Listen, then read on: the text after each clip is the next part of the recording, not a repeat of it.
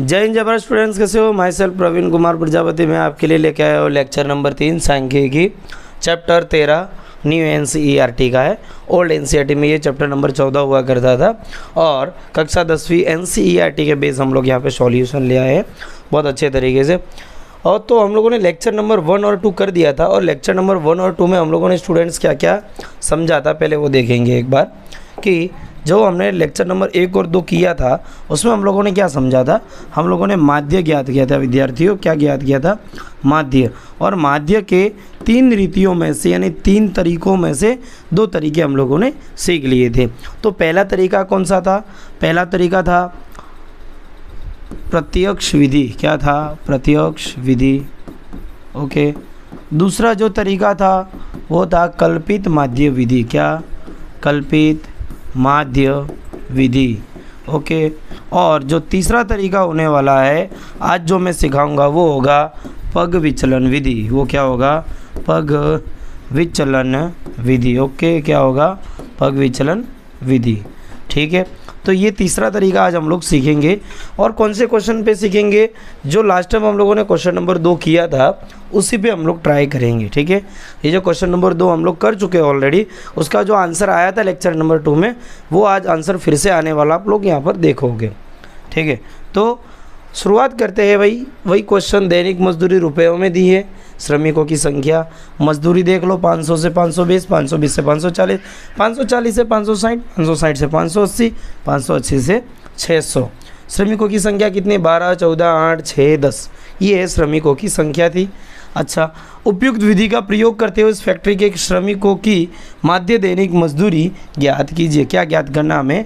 माध्य ज्ञात करना है। क्या ज्ञात करना है? माध्य, यानी माध्य दैनिक मजदूरी ज्ञात करनी है। क्वेश्चन कुछ भी हो सकता है आगे पीछे, हमें निकालना सिर्फ माध्य ही है। ठीक है, चलिए तो अब यहाँ पर थोड़ा सा रूलर यानी माप पट्टी का आप लोग प्रयोग करोगे मेरी तरफ।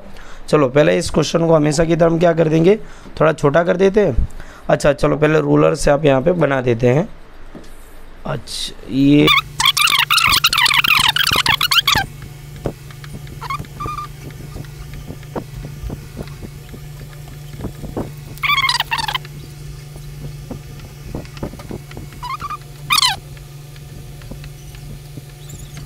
अभी लिख देते हैं जो हमको डाटा यहाँ पर दिया गया है 1 बाय 1 करके। तो सबसे पहले दैनिक मजदूरी 500 से 520, तो मैं यहाँ लिख दूँगा दैनिक मजदूरी या वर्ग अंतराल। क्या लिखूँगा? वर्ग अंतराल। ठीक है, कितना है भैया वर्ग अंतराल? देखोगे तो 500 से 520, फिर 520 से 540, फिर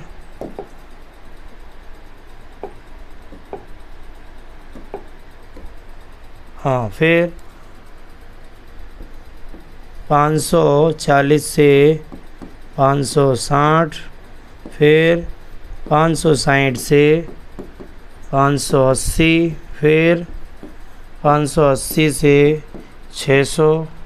इतना ही दिया है। हाँ 600 तक ही है। चलो वर्ग अंतराल निकल गया। अच्छा अब क्या दिया भैया? यहाँ पर मैं लिखूँगा आवृत्ति। आवृत्ति यानी उसको मैं FI बोलूँगा और ये हमेशा आपको दिया हुआ रहेगा।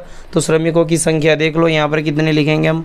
12, यहाँ पर लिखेंगे 14, और 540 से 560 के बीच में कितनी है? 8, फिर इधर 560 से 580 के बीच में 6, फिर कितनी है? 10। और यहाँ पर हम हमेशा की तरह क्या करेंगे? Sigma FI। तो सिग्मा FI मतलब क्या है? इस सब का टोटल।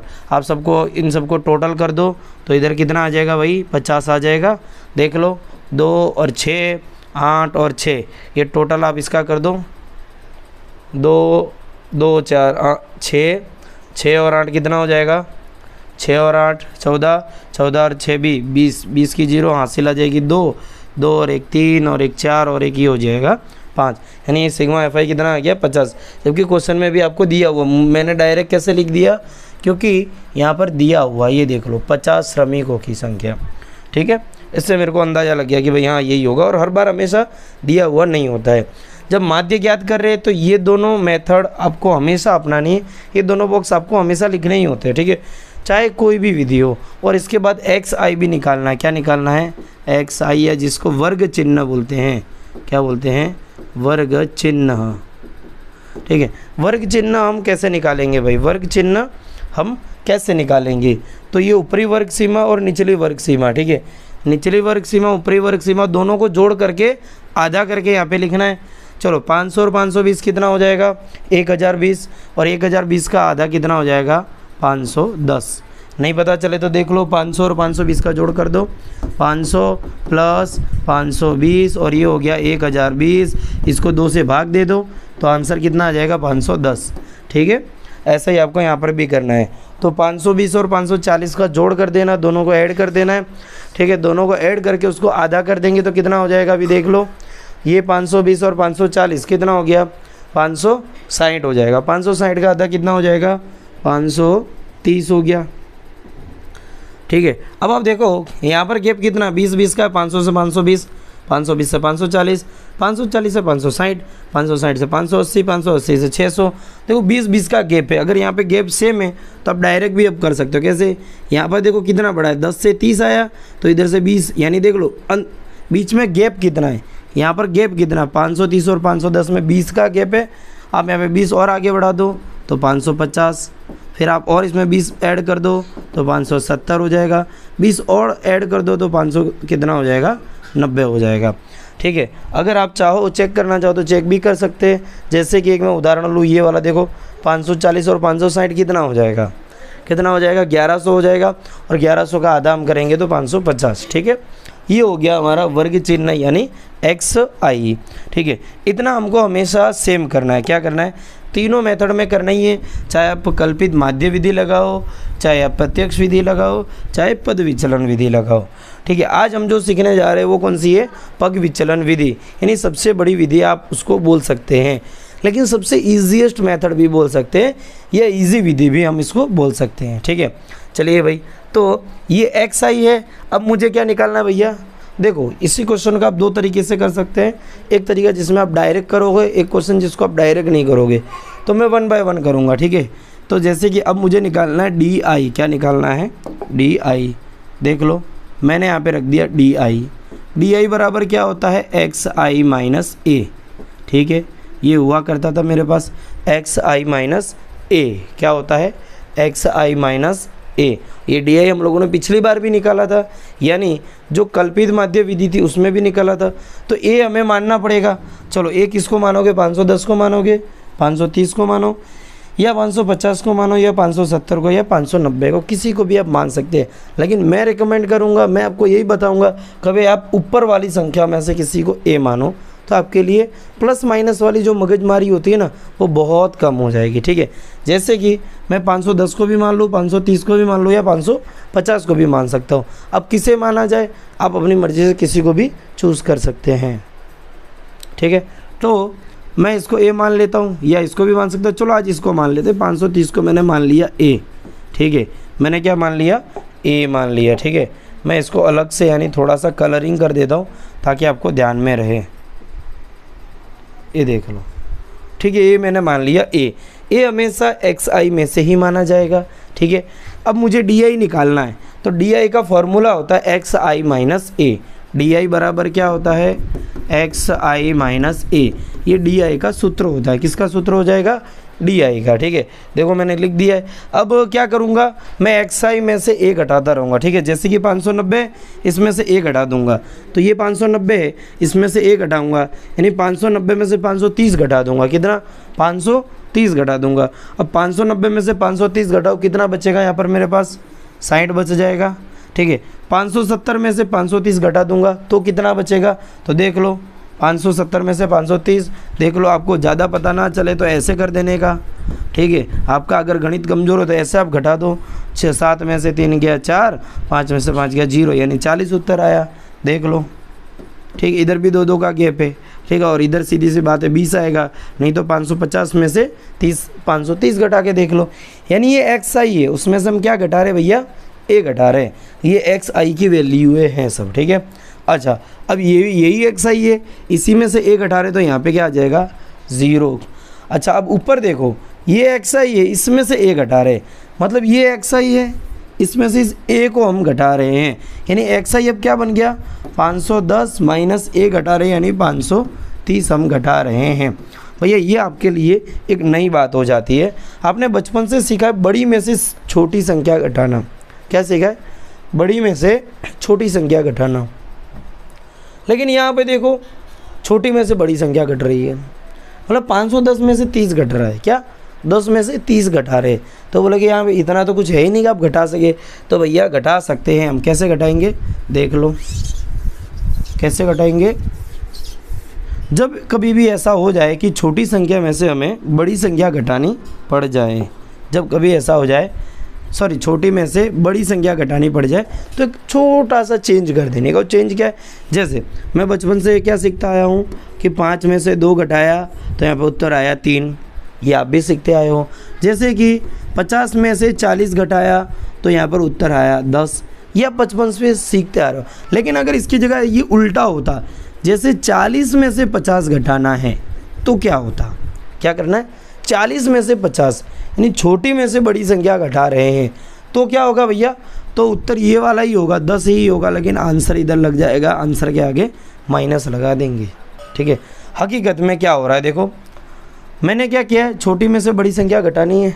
ठीक है, क्या करना है? छोटी में से बड़ी संख्या घटानी। तो रियल में मैं क्या करूँगा भाई, छोटी में से बड़ी तो पॉसिबल ही नहीं है। मैं क्या करूँगा? बड़ी में से छोटी घटा लूँगा। मैं क्या करूँगा? बड़ी में से छोटी घटा लूँगा। यानी 530 में से 510 घटा दूँ तो कितना बचेगा? 20 बचेगा। लेकिन आगे जो निशानी है वो माइनस की लगा दूँगा बस। अब मैंने रियल में 510 में से 530 घटा दिया है, ऐसा होगा। समझ में आई बात है? यानी जब छोटी में से बड़ी संख्या घटानी हो, याद रखना क्या, जब छोटी में से बड़ी संख्या घटानी हो तो रियल में करना क्या? बड़ी में से ही छोटी को घटाना है। सिर्फ निशानी आगे क्या लगा देनी है? माइनस की। बस यही नियम कहता है। ठीक है, नियम और भी कुछ कह सकता है, लेकिन आपके समझने के लिए बस इतना ही आपको ध्यान में रखना है। जैसे कि मैं एक और उदाहरण दूं, आपको यहाँ पे और क्लियर हो जाए ये विज़न। अगर मैं यहाँ पर ऐसा लिखूँ कि भाई साहब मुझे यहाँ पर 5 में से 12 घटाना है। क्या करना है? 5 में से 12 घटाना है, तो उत्तर क्या होगा? ठीक है, तो 5 में से तो आप 12 नहीं घटा पाओगे, लेकिन 5 में से, अरे 12 में से तो 5 घटा सकते हो ना। तो क्या करेंगे? 12 में से 5 घटा के दिखाओ। ये तो इजी है, चलो कर दो। 12 में से 5 घटाओगे, आप 7 रखोगे, लेकिन यहाँ पे छोटी संख्या थी ना, इसके लिए यहाँ पे रख देंगे माइनस। बस इतनी से ही क्लैरिटी है, बराबर। तो इधर क्या आ जाएगा आप सोचो, xi माइनस a। 510 में से 530 घटा रहे हैं, उत्तर कितना आ जाएगा? -20। इसीलिए मैं क्या कर रहा था, हमेशा से ऊपर वाली संख्या को a मान रहा था, सबसे ऊपर वाली, क्योंकि माइनस वाली मगजमारी चालू ही ना हो इसके लिए। ठीक है, चलिए तो आगे करते हैं, अगला पद बढ़ाते हैं हम हमारा अगला पद यहाँ पर बढ़ाते हैं।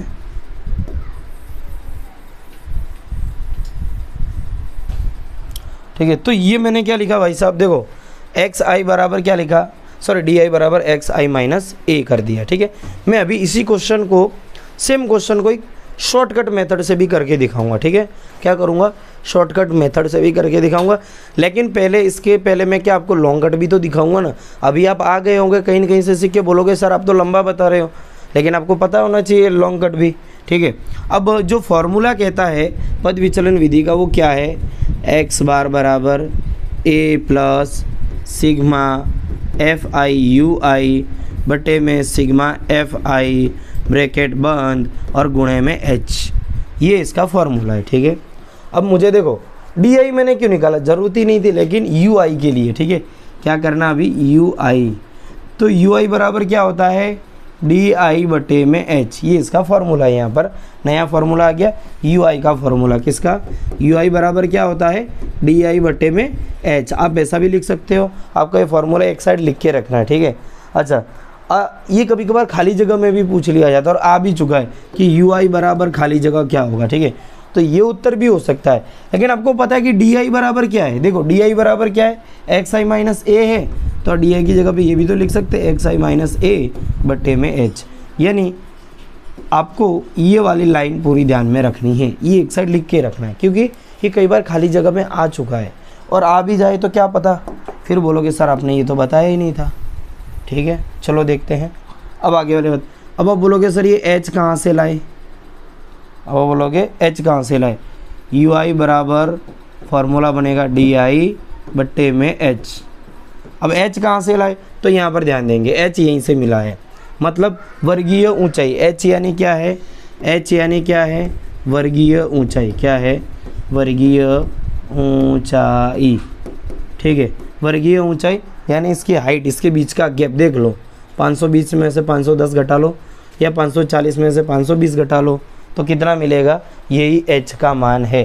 तो h बराबर कितना मिलेगा भैया, 20। कितना मिलेगा, 20। कैसे 20 मिला आपको पता है, कैसे मिला, घटा तो 520 में से 520 मिल जाएगा, या 540 में से 520 घटा लो तो 20 मिल जाएगा। फिर आप बोलोगे सर अगर यहाँ पे ऐसा आया, चेंज आ गया, जैसे कि 500 से 520 यहाँ पे दिया है, लेकिन यहाँ पर 520 से 550 दिया होता तो इधर h की वैल्यू अलग अलग हो जाती, इधर 20 हो जाती, इधर 30 हो जाती। ठीक है, तो उस कंडीशन में ये विधि अप्लाई ही नहीं होती है। ठीक है, ध्यान रखेंगे, पग विचलन विधि जो मैं अभी सिखा रहा हूँ, स्टेप डेविएशन मेथड, वो तभी अप्लाई होगी जब इन दोनों के बीच का गैप हमेशा सेम होगा। इधर 20 है, इधर 20 है, तो ये सब जगह 20 ही होना चाहिए, तभी ये मेथड लग सकेगी। ठीक है, जैसे 520 से 540, 540 से 560, 560 से 580, 580 से 600। ठीक है, यानी इनका गैप आप देखो 20-20 का गैप है, तभी ये विधि का आप प्रयोग करोगे, अन्यथा नहीं करोगे। अन्यथा कौन सी विधि जाएगी, सबसे पहली वाली प्रत्यक्ष विधि या उसके बाद वाली दूसरी मेथड। ठीक है, चलिए तब करते हैं। देखो अब मुझे यू आई निकालना है। ठीक है, यानी डी आई बटे में एच। देखो डी आई ये मेरे को मिल गया सब, एच का मान कितना भाई साहब, एच का मान कितना है 20।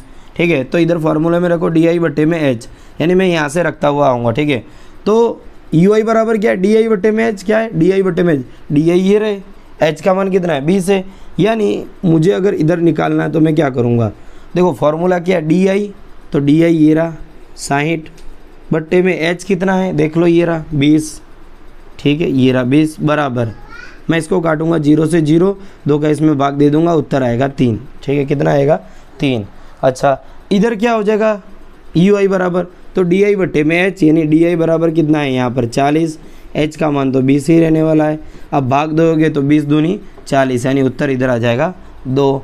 इधर डी आई बराबर कितना है 20 और एच कितना है 20, अब भाग दोगे तो उत्तर आएगा 1, क्योंकि 20 से 20 पूरा कट जाएगा। अभी इधर कितना है डी आई, अभी डी आई इधर कितना 0 बट्टे में एच कितना है, वो तो 20 ही रहने वाला है, तो उत्तर यहाँ पे 0 ही रहेगा। इधर कितना है डी आई -20, एच कितना है 20, तो उत्तर आएगा -1। क्या आएगा -1 आएगा। देख लो, यानी इसमें रियल उत्तर इनके क्या है भाई साहब, जो मैंने यहाँ पर आपको करके दिखाए है ना, ये आपको नहीं करना होता, डायरेक्ट आपको उत्तर लिखने होते ये 3 2 1 0 -1। ठीक है, अभी यही क्वेश्चन आपको जस्ट 5 मिनट रुकना है, यही क्वेश्चन आपको और इजी तरीके से मैं यहाँ पे आपको करके दिखाऊंगा। ठीक है, शॉर्टकट मेथड से। ठीक है, यानी पग विचलन विधि ही होगी, लेकिन एकदम शॉर्टकट तरीका होगा। बरोबर, तो ये मुझे क्या मिल गया, यू आई मिल गया। ठीक है, फॉर्मूले में क्या क्या चाहिए, चलो देखो निकाल के रख देते हैं। फॉर्मूले में ऑलमोस्ट मुझे लगता है चीज़ें मिल चुकी है। ए का मान देखो कितना है 530, मैंने रख दिया 530 प्लस ब्रैकेट बंद करूँगा। ठीक है, ऐसी आड़ी वाली लीटी लगा दी, सिग्मा एफ आई यू आई। तो अभी एफ आई और यू आई मैंने नहीं निकाला है, तो मैं यहाँ पे डाल दूँगा F I U I. F I देखो ये रहा, यू आई देखो ये रहा, यानी इन दोनों का गुणा करके मुझे यहाँ पे लिखना पड़ेगा। इससे पहले देखो सिग्मा एफ आई बराबर कितना है, तो ये सबसे पहले ही लिखा जा चुका है, वो कितना है 50 यानी 50 है। ठीक है, एच बराबर कितना है तो मिल चुका है, वो कितना है 20 है। अब बाकी क्या है, एफ आई और यू आई का जोड़। ठीक है, पहले एफ आई यू आई का गुणा करके लिख देते, ये एफ आई रहा और ये रहा यू आई। देख लो ये एफ आई है, ये यू आई है। क्या है, ये एफ आई है, ये यू आई है। इन दोनों का गुणा करके यहाँ लिखना है, यानी मुझे किसका गुणा करना, 12 का गुणा -1 से, 12 1 कम 12 और माइनस में रहेगा। 14 का गुणा 0 से करेंगे उत्तर 0, किसी भी संख्या का गुणा 0 से करेंगे उत्तर 0 आएगा। 8 1 कम 8, 6 दूनी 12। ठीक है, फिर 10 तिया 30। ठीक है, अब भाई साहब मुझे इन सब का जोड़ कर देना है, मतलब क्या करना है, सिग्मा एफ आई यू आई। क्या करना है, सिग्मा एफ आई यू आई बराबर कितना हो जाएगा, देख लो, इन सब का जोड़ कर दो। देखो सबसे पहले 30, 20 और 8, ये तीनों पॉजिटिव वैल्यू है ना, इनका अलग जोड़ करो। 30, 12 और 8, 30, 12 और 8 कितना हो जाएगा, जोड़ो। 30, 12 और 8 ये टोटल हो जाएगा, खाली ये पॉजिटिव वाली वैल्यू। देखो इधर दो तरह की वैल्यू आपको दिख रही है, वो दो तरह की वैल्यू कौन सी, देखो ये पॉजिटिव वाली है, यानी इन सबके आगे निशान जो है वो धन है, और ये अकेली कैसी अभी ऋण वाली है, ऋणात्मक वैल्यू है, ठीक है। तो क्या करेंगे भाई, ये जितना उत्तर आ रहा है ना उसमें से ये घटा देना, पहले इन सबको जोड़ दो, उसमें से 12 घटा देना, ठीक है। 30, 12, 8 कितना हो जाएगा, कितना हो जाएगा, 30, 12 और 8 हो जाएगा 50, ठीक है। अब 50 में से 12 घटा दो और उनका जोड़ यहाँ पे लिख दो, यानी 50, 50 और -12, ठीक है। तो यहाँ पे कितना उत्तर आ जाएगा, बोलो, ये हो जाएगा 38, 38 इसका उत्तर आएगा इन सब का जोड़, ठीक है। अच्छा अब बढ़ते चलो आगे। हे भैया मिट जाना भैया, काहे नखरे कर रहा है, ठीक है। तो ये कितना आया, 38, कितना आया है, 38, ओके। देख लो क्वेश्चन में जो मांगा है मैंने वही निकाल के रखा है, ठीक है। चलो अब थोड़ी सी मुझे जगह की ज़रूरत है, तो मैं इन सब चित्तर वित्तर को साइड में कर देता हूँ। हाँ भाई, हाँ हाँ भैया तुम यहीं पड़े रहो, शांति की नींद लो भाई तुम। हाँ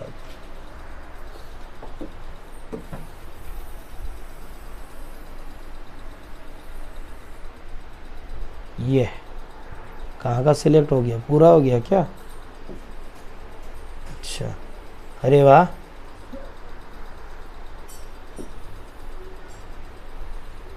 अरे वाह, 2-3 लीटियाँ तो सिलेक्ट ही नहीं हो रही है ना भाई, नहीं करना फिर तो अच्छा सा जादू है। चलो इसको यही काम करते हैं, चलो हाँ, x बार बराबर ये हो गया 530 प्लस, अब इधर आप देखो 0 से 0 कट जाएगा। आपको पता होगा बेसिक मैथ में आपने पढ़ा भी होगा छोटी क्लासों में कि पहले प्लस को सॉल्व करेंगे कि पहले गुणे को सॉल्व करोगे, तो पहले गुणा को सॉल्व करोगे। हालांकि पहले इसके अंदर का सॉल्व होना चाहिए, लेकिन आप यहाँ से काटापीटी कर सकते हो, ठीक है। तो कितना कटा, इधर से इसको काट दिया मैंने, 0 से 0 काट दिया। अब मैं क्या करूँगा, 38 दूनी कितना हो जाएगा, 38 टू ज़ा कितना हो जाएगा, ये हो जाएगा 70 हो जाएगा 6, ठीक है। और बट्टे में 5 अभी पड़ा ही है, मैंने 38 का गुणा 2 से कर दिया, ठीक है। अब बट्टे में क्या पड़ा है, 5। अब क्या करेंगे भाई, 5 का इसमें भाग दे के इसके साथ जोड़ देंगे, चलो वो भी दे देते हैं। चलो भाई, तो अभी कितना बचा है, x बार बराबर देख लो, ये वाला लिख देते 530 प्लस 530 इधर क्या दिया है, कहाँ गया, 76/5, 76/5। इसको सॉल्व करोगे तो हमारा उत्तर निकल आएगा, ठीक है। तो पहले इसको सॉल्व कर लेते, चलो 5 का भाग दे देते, तो 5 का भाग देंगे 76 में, 5 एकम 5 बचेगा 2, 6 को नीचे उतारेंगे, 5 पंजे 25, घटाएंगे कितना आएगा, घटाओगे तो कितना आएगा भाई, 6 में से 5 घटेगा 1, 2 में से 2 घटेगा 0। ये आगे भी कर सकते हैं, पॉइंट लगा के, कुछ नहीं बचा उतारने को तो पॉइंट लगा के 0 लगा सकते हैं। 5 दूनी हो गया 10, ठीक है, 0 0। अभी कुछ उतारने को बचा है, नहीं, सब कुछ उतर चुका है बेचारे का। 530 प्लस इसको सॉल्व किया तो कितना उत्तर आया, 15.2, यानी 15.2 इतना उत्तर आया। अच्छा, पॉइंट के बाद हमेशा मैथ में हम लोग क्या करते हैं कि 2 संख्या रखते हैं जनरली, कितनी रखते हैं, 2 संख्या। तो पॉइंट के बाद एक ही है ना, आपको ऐड करना तो आप 0 ऐड कर सकते हो, इसीलिए पॉइंट के बाद की संख्या को एक एक करके बोला जाता है। 2 0 एक एक करके नहीं बोला तो आप पहले क्या बोलते हैं, 2।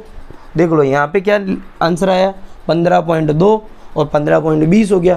बोलोगे सर आपने तो 15.20 लिखा है, यहाँ पर 15.2 है, लेकिन ऐसा नहीं होता है, ठीक है, बराबर। इधर मैं चाहे 4 पॉइंट लगाओ, 4 0 लगाओ, चाहे 5 लगाओ, कोई फ़र्क नहीं पड़ता है। इसके लिए पॉइंट के बाद की संख्या को एक एक करके बोला जाता है, ना कि साथ में बोला जाए। समझ में आई बात? इसको 2 0 0 ही बोलेंगे तो इसका वैल्यू वही रहेगा, ठीक है बराबर। अब इनको जोड़ देंगे भैया, दशमलव वाले जोड़ आपको आते कि नहीं आते, कि उसके लिए भी बेसिक मैथ की सीरीज़ देखोगे, देख लेना, ठीक है। 15.2 भैया इधर तो देखोगे पॉइंट है, तो इसमें पॉइंट नहीं तो इसमें क्या मानेंगे, अंतिम में सबसे लास्ट में पॉइंट मान के हम सवाल करेंगे। 0 2 की जगह 2, 0 और 5 कितना हुआ 5, ये पॉइंट की जगह आपको पॉइंट ले आना है, 3 और 1 4, और ये कितना हो गया 5। ये हमारा हो जाएगा उत्तर, कितना हुआ 545.20, ठीक है। अब देखेंगे भाई, जो मैंने ये कैलकुलेशन की है ये आपको रफ में करनी होती है। कहाँ करनी है? रफ में, यानी एक साइड रफ साइड आपको इसकी प्रैक्टिस करनी पड़ेगी, ठीक है। अच्छा उत्तर क्या आया? माध्य जेब खर्च दिखाना था ना, कि माध्य जेब खर्च। क्वेश्चन क्या था देखेंगे, हाँ, माध्य दैनिक मजदूरी ज्ञात कीजिए। क्या पूछा है? माध्य दैनिक मजदूरी ज्ञात कीजिए। तो आप ऐसे लास्ट में एक लाइन लिखोगे, ऐसा क्या लिखोगे भैया? माध्य अतः माध्य दैनिक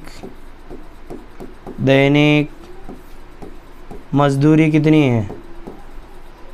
माध्य दैनिक मजदूरी कितनी है देख लो। ये उत्तर आया है 545.20 है। ये होता है व्यवस्थित आंसर, और ये 4 मार्क्स में आता है, कुछ स्टेट में 5 मार्क्स में भी आता है। तो इस तरीके से आप लिखोगे तो उत्तर या मार्क्स पूरे मिलते हैं, ठीक है। अच्छा, मैंने अभी बोला था कि इसी क्वेश्चन को आप एक शॉर्टकट मेथड से भी कर सकते हो। वो शॉर्टकट मेथड क्या है मैं अभी बताने जा रहा हूँ, तो आपको ध्यान से समझना है, ठीक है। पहले आप एक काम करो, इसका स्क्रीनशॉट उतार लो या आपको लिख लेना है साथ साथ में। अब देखो इसकी शॉर्टकट मेथड क्या थी, वो आपको यकीनन अच्छा ही लगेगा, क्योंकि शॉर्टकट है ना, इसके लिए अच्छा ही लगेगा। क्या है? शॉर्टकट है, इसके लिए अच्छा ही लगेगा, ठीक है। चलो भाई, मैं इसको फिर से यहाँ से क्या करता हूँ, इरेज कर देता हूँ, मिटा देता हूँ, ठीक है। अच्छा यहाँ तक देखो, यहाँ तक आपको सेम करना है, ठीक है। यहाँ पर मैंने क्या निकाला था अभी? DI निकाला था ना, फिर मैंने UI निकाला था, फिर FI/UI निकाला था, ये मैंने किया था, ठीक है। आपको ये एक स्टेप घटाना हो तो आप घटा सकते हो, ठीक है। DI आप उड़ा सकते हो, डायरेक्ट आप यहाँ पे क्या चिपकाओगे? UI ले आओगे। क्या ले आओगे? अभी UI ले आओगे, और रियल में ये बहुत इजी है। अब डायरेक्ट क्या ले आओगे? यहाँ पर UI ले आओगे।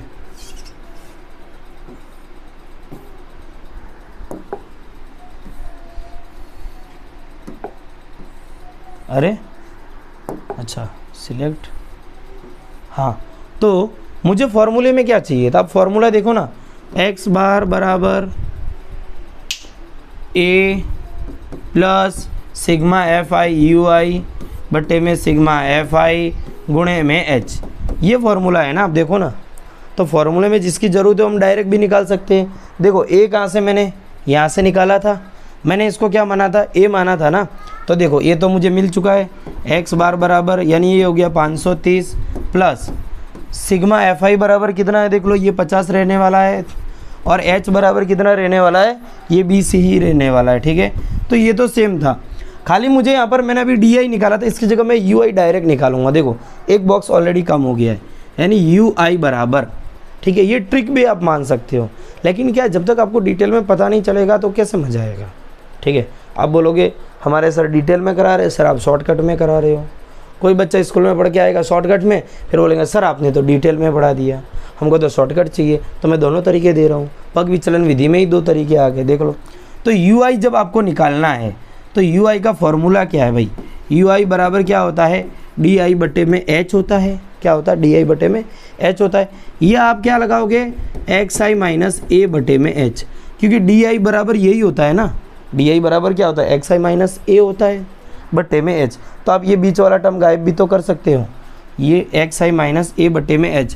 जब आप ये सॉल्व करोगे तो यहाँ पे बहुत इजीली उत्तर मिलेंगे, और हर क्वेश्चन में ऐसा होगा, 1-2 क्वेश्चन में ऐसा नहीं होगा, हर क्वेश्चन में क्या होगा? देखो जादू, देखो ये जो ए माना इसके सामने 0, इसके नीचे 1 2 3, ऊपर वाले को -1, बस यही करना है, इतना इजी है। ठीक है, ये आप ऐसा कर सकते हो।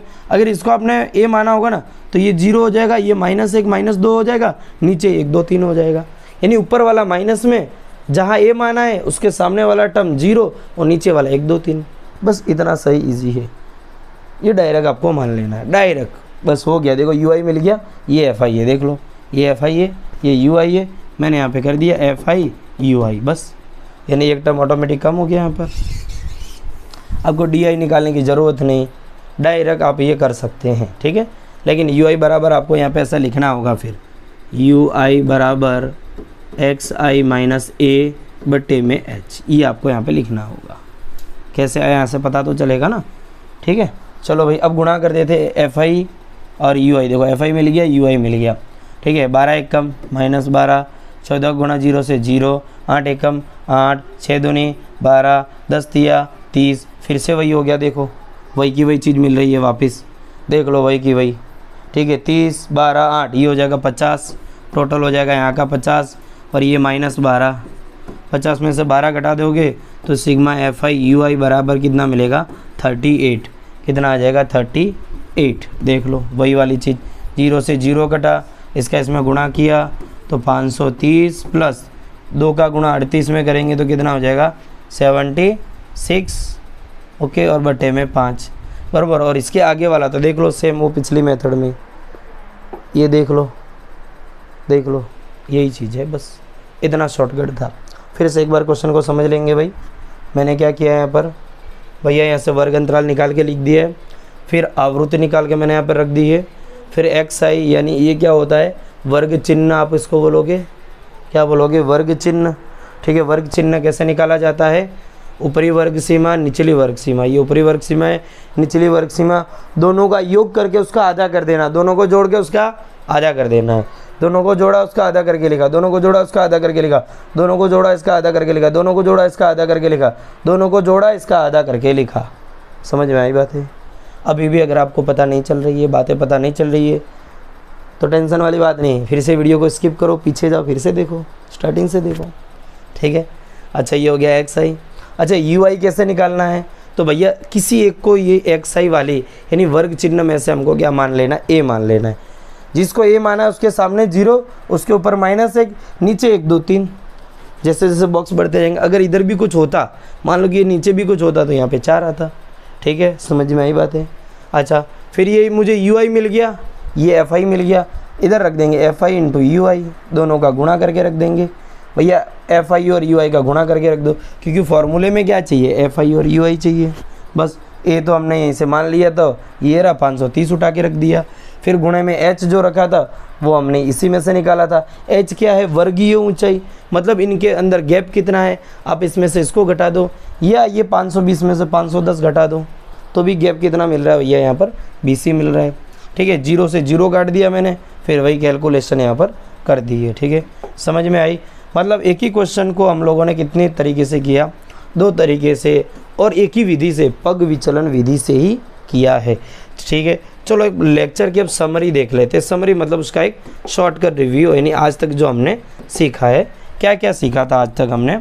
भैया आज तक हमने क्या सीखा भाई, सिर्फ माध्य की तीनों रीतियाँ मैंने आज तक सिखा दी आपको। किसकी, माध्य निकालने की 3 रीतियाँ। ठीक है, सबसे पहली रीति कौन सी थी भाई,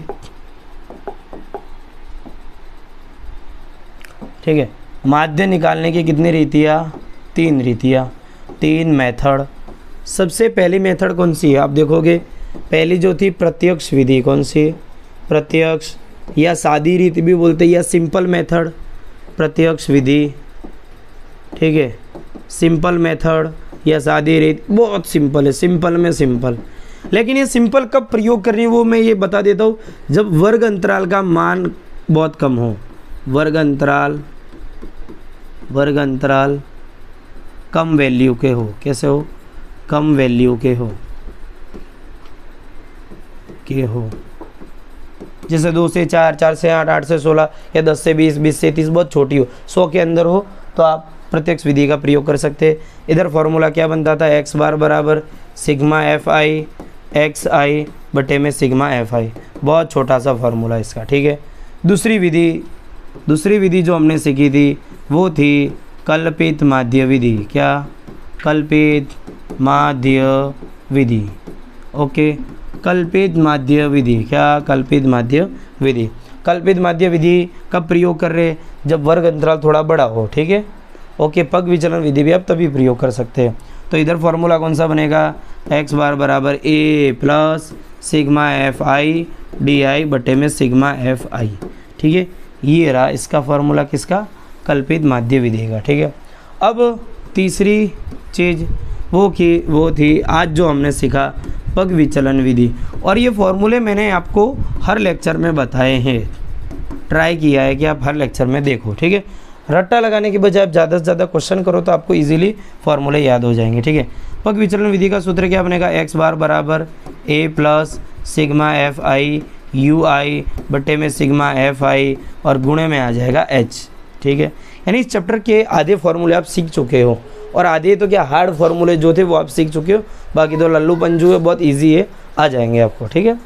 देख लो कितना ईजी है भाई, सिंपल है। एफ आई एक्स आई देखो नीचे तीनों में सेम है, सिग्मा एफ आई सिग्मा एफ आई सिग्मा एफ आई, ठीक है। ऊपर ही चेंज हो रहा है, यहाँ पर एक्स आई था, जहाँ आप इधर वाले टर्म में चेंज हो गया, एक्स आई की जगह डी आई आया तो यहाँ पर ए ऐड हो गया। अब मेरे को यहाँ पे डी आई की जगह मैंने यू आई लगा दिया, तो ये तो था, इधर मैंने गुणे में एच लगा दिया है, ठीक है। तो ये था हम लोगों ने सीखा है माध्य, और ये माध्य सीखने के लिए हमने मात्र और मात्र सवाल किए हैं 2, ठीक है। तो अब अगले सवालों में थोड़ी तेज़ी लाएंगे, बहुत अच्छे से करेंगे। तीसरा वाला सवाल जो है बहुत अच्छा सवाल है, इंपॉर्टेंट सवाल है, क्योंकि वो आईएमपी सवालों में एक माना जाता है। तो आप एक बार प्रैक्टिस करके आना, नहीं आओगे तो कोई बात नहीं, हम यहाँ पे सिखा देंगे। तब तक के लिए जय हिंद, जय भारत, मिलते हैं अगले लेक्चर में।